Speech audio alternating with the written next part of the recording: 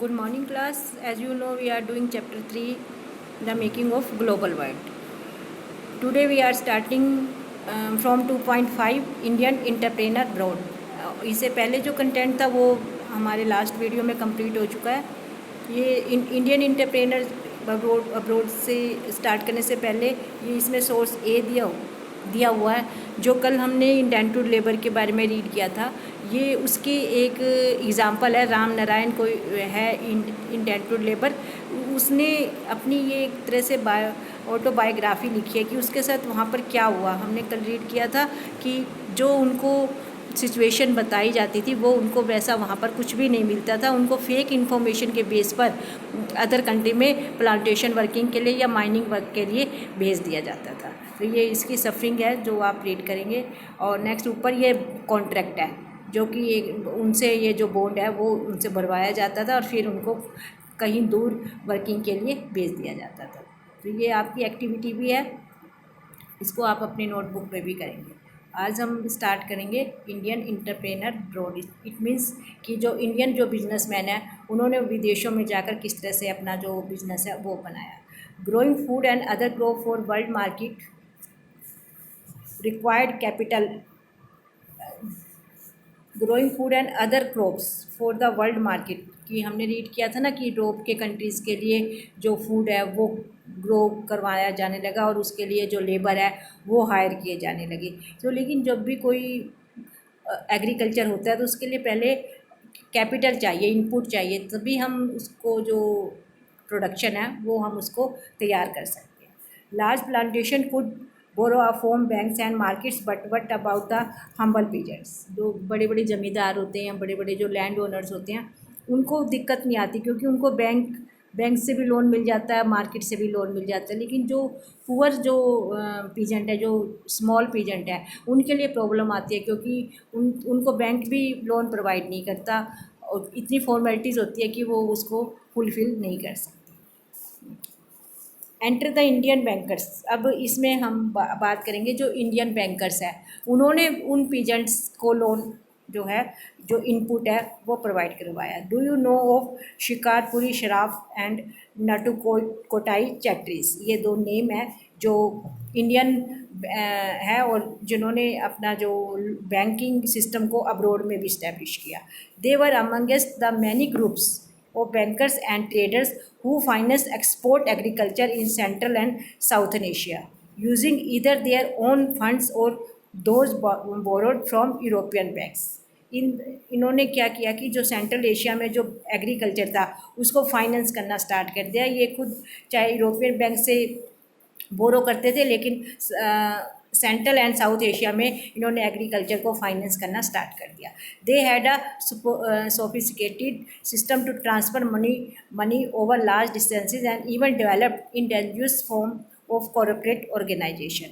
इन्होंने एक ऐसा अपना एक यूनिक सिस्टम बना रखा था जिससे कि ये लॉन्ग डिस्टेंसेस पे जो मनी है वो ट्रांसफ़र कर देते थे और जो इंडिगनियस जो फॉर्म थे उनको कॉर्पोरेट ऑर्गेनाइजेशन में चेंज कर देते थे. जैसे आजकल तो हम इंटरनेट से नेट के थ्रू मनी को ट्रांसफ़र कर सकते हैं कि उस टाइम ऐसा जो है ये टेक्नोलॉजी इतनी ज़्यादा डेवलप नहीं हुई थी कि हम इंटरनेट के थ्रू जो मनी डेवलप कर सकें. इसलिए उन्होंने अपना एक यूनिक सिस्टम बनाया हुआ था मनी को ट्रांसफ़र करने का. Indian traders and moneylenders also followed European colonizers into Africa. Hyderabadi Sindhi traders, however, went to beyond European colonies from the 1860s. They established flourishing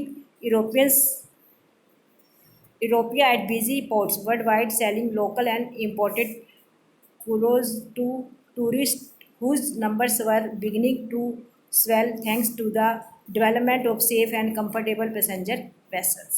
ये सारा उनके ट्रेड के बारे में आया कि किस तरह से वो पैसेंजर वेसल में जो है वो अपनी जो ट्रेडिंग है वो करते थे.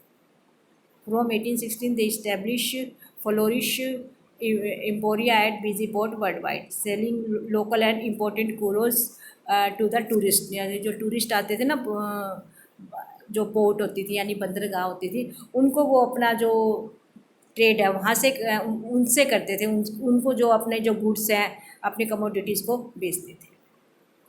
ये इंडियन इंटरप्रेनर्स ब्रोड, उसके बाद 2.6 है Indian trade colonialism and global system. Historically fine cotton products in India were exported in Europe.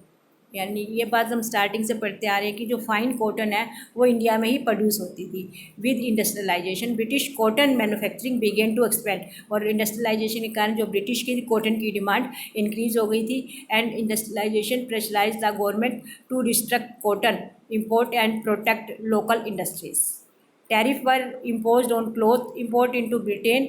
Consequently, the inflow of fine Indian cotton began to decline. कि जैसे कॉर्न लॉ में British government ने import करने पर जो tariff लगा दिया था, यानी कि जो कॉर्न लॉ को अबोलिश कर दी, कॉर्न लॉ बना दिया था कि कोई भी कॉर्न बाहर से इंपोर्ट नहीं होगा। इसी तरह इंडस्ट्रियलाइजेशन के कारण क्लोथ पर भी एक बैन लगा दिया कि जो ब्रिटेन की गवर्नमेंट है वो बाहर से इंपोर्ट नहीं करेगी, जिससे कि लोकल जो इंडस्ट्री है वो प्रोटेक्ट हो सके। From the early 19th century British manufacturers also began to seek overseas market for their cloth. और 19th century के स्टार्टिंग से ही जो ब्रिटिश मैन्युफैक्चरर थे उन्होंने बाहर से ओवरसीज़ मार्केट को अपने क्लोथ को सेल करने के लिए फाइंड आउट करना स्टार्ट कर दिया कि किस मार्केट में वो अपना जो क्लोथ है वो बेटर प्राइस पर बेच सकते हैं और प्रॉफिट को अर्न कर सकते हैं। Excluded from the British market tariff barriers, Indian textiles now face stiff competition in other international market. British के कारण जो इंडियन टेक्सटाइल था उसको इंटरनेशनल मार्केट में कंपटीशन को फेस करना पड़ा। If we look at the figures of export from India we see a steady decline of share of cotton textile from some 30% around 1800 to 15% by 1815। यानी कि वो धीरे धीरे जो इंडियन टेक्सटाइल का जो एक्सपोर्ट था यानी जो ट्रेड था वो धीरे धीरे डिक्लाइन होता जा रहा था। ये इसमें बताया हुआ है कि 1800 में वो 30% था, लेकिन 1815 में वो 15% हो गया। By the 1870 the proportion had drop to below 3%, और 1870 तक आते आते तो वो बिल्कुल ही ख़त्म हो गया, 3% से भी डाउन चला गया। देन डिड इंडिया एक्सपोर्ट, फिर इंडिया ने क्या एक्सपोर्ट किया? हम स्टार्टिंग से रीड करते आए कि इंडिया में तो जो ग्लोबलाइजेशन है वो एंशियंट टाइम से चला आ रहा था। The figure again tell a dramatic story. While exports of manufacturers declined rapidly, export of raw material increase equally fast between 1820 and 1870. The share of raw cotton export rose from 5% to 35%. फिर हमने क्या export किया? हमारी country का ये अनफॉर्चून रहा कि यहाँ पर जो हमारे जो इम्पीरियल मास्टर थे यानी ब्रिटिश थे, उन्होंने क्या किया कि हमारे रॉ मटेरियल का जो है वो एक्सपोर्ट करना स्टार्ट कर दिया। जो हमारा टेक्सटाइल ट्रेड है वो तो डिक्लाइन हो रहा था, जो रॉ मटेरियल का जो ट्रेड था वो हमारा इंक्रीज़ हो रहा था। यानी कि 1812 और 1871 के बीच में रॉ मटेरियल यानी रॉ कॉटन का जो एक्सपोर्ट है वो 5% से 35% हो गया। जब हमारा रॉ मटेरियल ही बाहर जा रहा है तो वैसे भी हमारा जो सेकंड सेक्टर है मैन्युफैक्चरिंग क्या होगी जब हमारे पास रॉ मटेरियल ही नहीं होगा। वो 5 से 35 चला गया और वो 30% से 3% आ गया। ये देखिए ब्रिटिश ने हमारी किस तरह से इकोनॉमी को एक्सप्लॉइट किया। Indigo used for dyeing cloth was another important export for many decades. And as you have read last year, opium shipments to China grew rapidly from the 1820s to become while India's single largest export.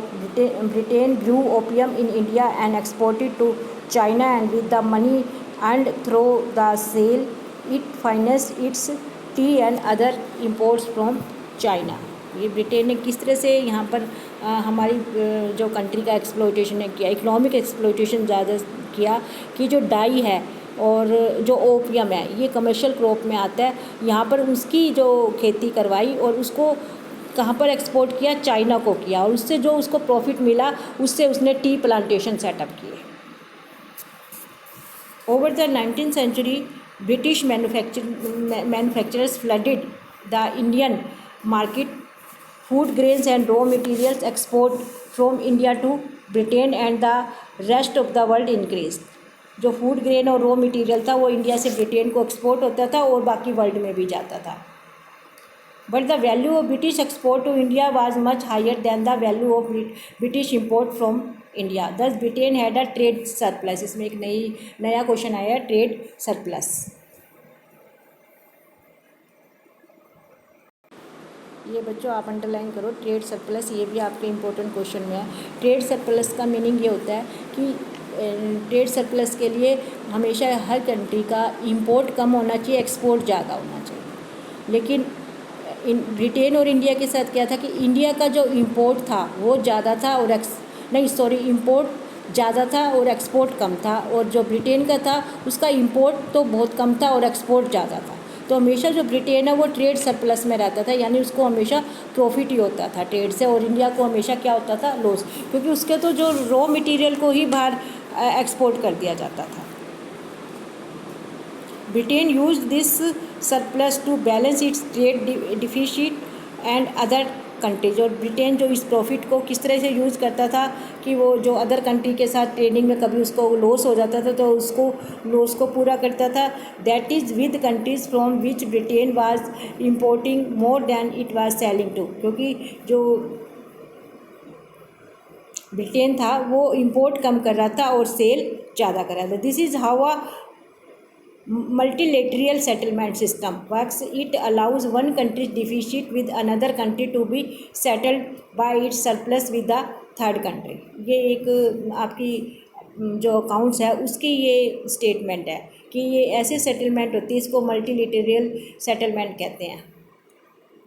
इस settlement में क्या होता है कि अगर एक country को trading में घाटा हो जाता है, लॉस हो जाता है किसी अदर कंट्री के साथ ट्रेड करते हुए, तो वो थर्ड कंट्री के साथ वो जो सरप्लस में रहता है तो वो उस मनी से उस जो लॉस को वो फुलफ़िल कर सकता है, और इसको हम कहते हैं multilateral settlement. By helping Britain balance its deficit, India played a crucial role in late 19th century world economy. और इंडिया ने 19th सेंचुरी यानी 19वीं शताब्दी के आखिर तक लास्ट में वर्ल्ड इकनॉमी में ये इस तरह से इम्पोर्टेंट रोल प्ले किया कि जो कंट्री थे वो इंडिया से ट्रेड सरप्लस में रहते थे, और वो कंट्रीज़ इस ट्रेड सरप्लस का यूज़ अपने और अदर किसी कंट्री के डिफिसिट को पूरा करने में लगाते थे। इसमें इस पैरे में बच्चों आपके दो क्वेश्चन बन गए। एक तो बन गया आपका ट्रेड सरप्लस की व्हाट इज़ ट्रेड सरप्लस, और एक ये हो गया व्हाट इज़ मल्टीलेटरल सेटलमेंट। ये दो शॉर्ट क्वेश्चन हैं आपके। अब व्हाट इज़ ट्रेड सरप्लस का क्या मीनिंग, क्या आंसर दोगे आप, सोच के बताओ। ये बच्चों अंडरलाइन कर लो। इट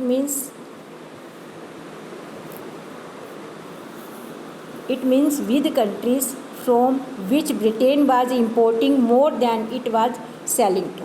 इसका आंसर आएगा व्हाट इज़ ट्रेड प्लस का।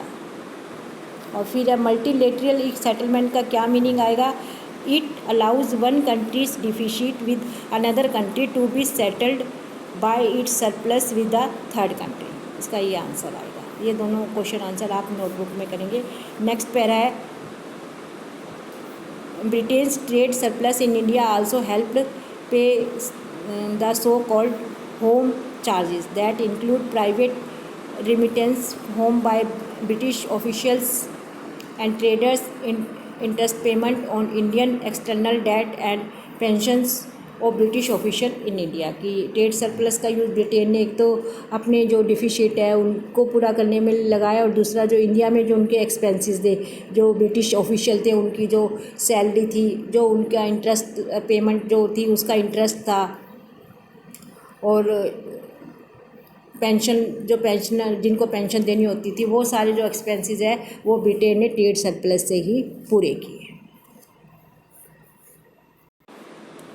नेक्स्ट बच्चों आपका थर्ड पार्ट है द इंटर वॉर इकनॉमी। इसमें हम फर्स्ट वर्ल्ड वॉर के बारे में रीड करेंगे, जो हमने उसमें सेकंड चैप्टर में द नेशनलिज्म इन इंडिया में भी रीड किया था कि जो फर्स्ट वर्ल्ड वॉर थी उसके में कंट्री की इकनॉमी कैसी हो गई थी। तो इसमें ये जो टॉपिक है वो आपका रिपीट हो गया, मैं रीड कर दूँ, आप इसको सुनते रहिए। The first world war 1914 to 18 was mainly fought in Europe, but its impact was felt around the world. थी तो ये यूरोप में ही फर्स्ट वर्ल्ड वॉर, लेकिन इसके जो इम्पैक्ट है पूरे वर्ल्ड में थे। Not by for our concern in this chapter is plunged the first half of the 20th century into a crisis that took over 3 decades to overcome. यानी कि इसकी वजह से जो एक इकोनॉमिक क्राइसिस आया वो 3 डिकेड तक चलता रहा, 30 साल तक उससे ओवरकम करने में लग गए। During this period the world experienced wide spread economic and political instability and another catastrophic war. इसके इन्हीं 3 डिकेड्स में जो वर्ल्ड ने वाइड स्प्रेड जो इकोनॉमिक और पॉलिटिकल इंस्टेबिलिटी को फेस किया। 3.1 है war time transformation. The first world war as you know was fought between two power blocks, one on the side Allies, Britain, France and Russia, later joined by the US, and the opposite side were the Central Power, Germany, Austria, Hungary and Ottoman Turkey. When the war began in August 1914, यानी कि first world war कब start हुई? अगस्त 1914। Many governments thought that it would be over by Christmas, it lasted more than 4 years। तो सभी countries ने यही सोचा था कि ये दिसंबर तक, क्रिसमस तक ये ख़त्म हो जाएगी, लेकिन इसको ख़त्म होने में 4 साल लग गए। यानी कि कोई भी कंट्री इतने लंबी जो है लॉन्ग वॉर करने में इंटरेस्टेड नहीं था, ना ही वो इतनी लंबी जो वॉर है वो एक्सपेक्ट कर रहे थे। The first world war was a war like no other before. और फर्स्ट वर्ल्ड वॉर जो थी वो ऐसी वॉर थी कि जो पहले कभी नहीं हुई थी, क्योंकि इसके अंदर जो मॉडर्न वेपन यूज़ हुए थे। The fighting involve the world's leading industrial nations which now harness the vast powers of modern industry to inflict the greatest possible destruction on their enemies. कि अब उनके पास इतनी इंडस्ट्रियल पावर थी कि वो अपने एनिमीज़ को सबसे ज़्यादा जो डिस्ट्रक्शन है, पॉसिबल डिस्ट्रक्शन, यानी कि जितना हो सकता था उतना उनकी तबाही वो कर सकते थे। दिस वॉर वाज दस the first modern industrial war. इसलिए इसको फर्स्ट मॉडर्न इंडस्ट्रियल वॉर भी कहा जाता है। किसको? फर्स्ट वर्ल्ड वॉर को। ये अंडरलाइन करो आप। It's are the use of machine guns, tank, aircraft, chemical weapons. इसमें ये जो मॉडर्न वेपन है ना, जैसे gun, tank, aircraft, chemical weapon का यूज़ किया हुआ। इससे पहले जो वॉर हुई थी उनमें इन चीज़ों का यूज़ नहीं किया गया था। ऑन अ मैसिव स्केल, बहुत ज़्यादा स्केल पर इनका यूज़ किया गया था। These were all increasingly product of modern large scale industry, क्योंकि इन सारे वेपन का जो मैन्युफैक्चरिंग है वो इंडस्ट्री में ही हो सकता था, इनको हाथों से नहीं बनाया जा सकता था। To fight the war millions of soldiers had to be recruited from around the world and moved to the front lines on large ships and trains. ये हमने उसमें रीड किया था ना, फोर्स रिक्रूटमेंट। जैसे ब्रिटेन ने भी इंडिया में ज़बरदस्ती फोर्स रिक्रूटमेंट की आर्मी में, और उनको वॉर करने के लिए भेज दिया। ये वही चीज़ें रिपीट हो रही है इनमें। और the scale of death and destruction, इसमें फर्स्ट वर्ल्ड वॉर में क्या डिस्ट्रक्शन हुआ, क्या तबाही मची। 9 मिलियन डेड, कि 9 मिलियन जो पीपल है वो तो मर गए थे और 20 मिलियन इंजर्ड हो गए थे। Was unthinkable before the industrial as without the use of industrial arm. यानी कि अगर इंडस्ट्रियल ये वेपन नहीं होते और ये इंडस्ट्रियल एज ना होता तो कभी भी इतनी जो तबाही है वो नहीं होती। Most of the killed and named were men of working age. These deaths and injuries reduced the able bodies workforce in Europe, with fewer number within the family household incomes declined after the war। और एक इसमें जो है कि जो भी ये army में जो रिक्रूट होते हैं वो वर्किंग एज के जो मैन होते हैं वो होते हैं, और ओबियसली वो ही फिर जो वार में मर जाते हैं। तो उनकी जो डेथ और इंजरी से क्या हुआ कि उनकी जो यूरोप में जो उनकी जो वर्क फोर्स है वो कम हो गई, और उन with fewer numbers with in family में भी जो है जब इतने सारे जो एक साथ जो वर्किंग एज के जो पीपल मर जाते हैं तो कंट्री में भी एक क्राइसिस आ जाता है, और एज वेल एज जो हाउस होल्ड है, जो इंडिविजुअल फैमिली है, वहाँ पर भी जो अर्निंग हैंड जाने से वहाँ पर भी जो एक सोशल क्राइसिस क्रिएट हो जाता है। During the war industries were restructured to produce war related goods. और वॉर में ये पहले भी सेकंड चैप्टर में भी डिस्कस हुआ था कि जो इंडस्ट्रीज़ है वो वार से रिलेटेड गुड्स बनाने में ज़्यादा बिजी हो जाती है। यानी कि जो डेली रूटीन की जो चीज़ें होती है उनकी प्रोडक्शन तो कम हो जाती है, और जो वार से रिलेटेड जो चीज़ें हैं उनकी जो प्रोडक्शन है वो इंक्रीज हो जाती है। Entire societies were also reorganized for war. As men went to a battle, women stopped into undertake jobs that earlier only men were expected to do. तो और जो वार होती है उसमें जो सोसाइटी का स्ट्रक्चर भी चेंज हो जाता है कि जो मैन होते हैं वो तो वॉर के लिए चले जाते हैं और वुमन उनकी जगह जॉब करती है, जो पहले मैन करते थे, जो वो सारे काम अब वुमेन को करने पड़ते हैं। The war led to the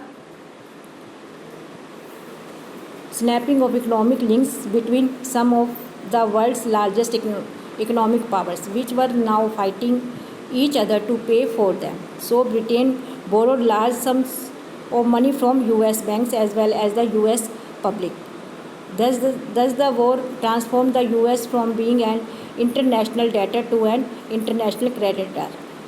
यानी कि वॉर में देखो सबको मनी की ज़रूरत होती है, तो वो जो मनी है वो कंट्री एक दूसरे से लोन लेते हैं। उस टाइम तक यूएसए बहुत ज़्यादा रिच कंट्री बन गया था, तो ब्रिटेन ने यूएस से क्या लिया था, जो वार लोन लिया था, जिसे कहेंगे जो लोन लिया, और जो यूएस था वो पहले एक डेटर था, उससे एक बहुत बड़ा क्रेडिटर बन गया। US from being an international debtor to an international creditor. ये देखो बच्चों, ये वाली लाइन आप अंडरलाइन करें।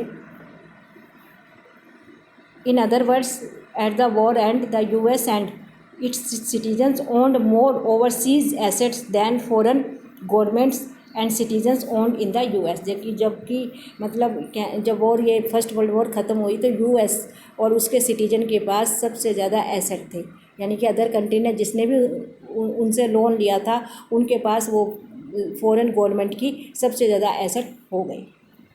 ये बच्चों आपका यहाँ तक आज इस वीडियो में यहीं तक।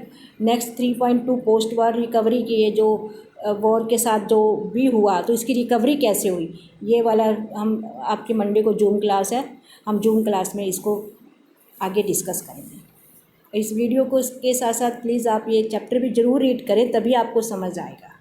Okay student, bye.